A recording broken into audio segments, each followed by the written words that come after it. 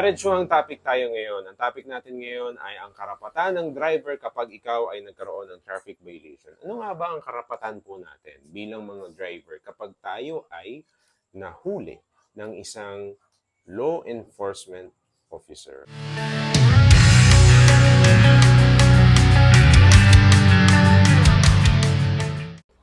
Kapag po tayo ay lumabag sa isang traffic violation, karapatan po natin na tanungin ang pangalan ng isang traffic enforcer, deputized traffic enforcer.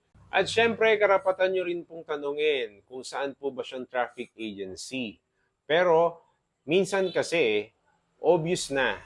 Sa uniform pa lang nila, kita na natin kung saan po sila nagtatrabaho na ahensya. Ang sumunod naman po ay karapatan din po nating bilang driver na tanungin kung sila po ba ay nasa traffic direction control or deputized officer. Kung ang isang traffic enforcer ay deputized, ibigay mo ng lisensya mo kung lumabag ka sa isang traffic violation. Huwag ka nang magtanong. Pwede kang makiusap, pero sila po ay karapat-dapat na kumuha ng iyong lisensya. At syempre, karapatan din po natin bilang driver na malaman kung ano po ba yung nature ng violation po natin. Tanungin po natin, ano po ba yung nilabag nyo, nilabag ko.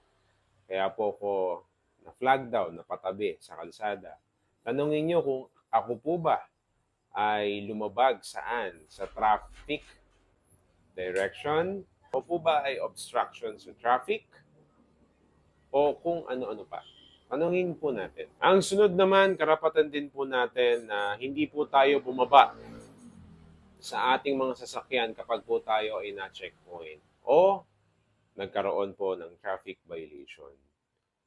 Pwede nilang ibaba ang bintana. Pwede nilang sabihan tayo na ibaba ang bintana. At syempre, as a driver, ibababa mo naman talaga ang iyong bintana. Kahit kalahati lang, para makita ka, magkarinigan kayo. At syempre, hindi po dapat buksan ng isang traffic enforcer ang compartment ng mga sasakyan o pumasok sa loob ng sasakyan nyo at pababain ka. Hindi po iyon tama. Kung gabi naman po, syempre, may mga flashlight naman po yan. Sisilipin lang po kayo sa loob, pati na rin po ang pasahero. Karapatan din po natin bilang driver na mag-contest sa panguhuli po sa atin. Kung hindi niyo po nagustuhan ang panguhuli po sa inyo ng isang traffic enforcer or hindi po kayo satisfied sa panguhuli po ng isang traffic enforcer, karapatan po natin na pumunta sa traffic agency, appropriate traffic agency, kung saan po naka-assign yung nanghuli po sa inyo. Abala po yan. Google po yan ng oras. Minsan araw pa. Pero karapatan po natin na mag-contest sa traffic violation na binigay po sa atin.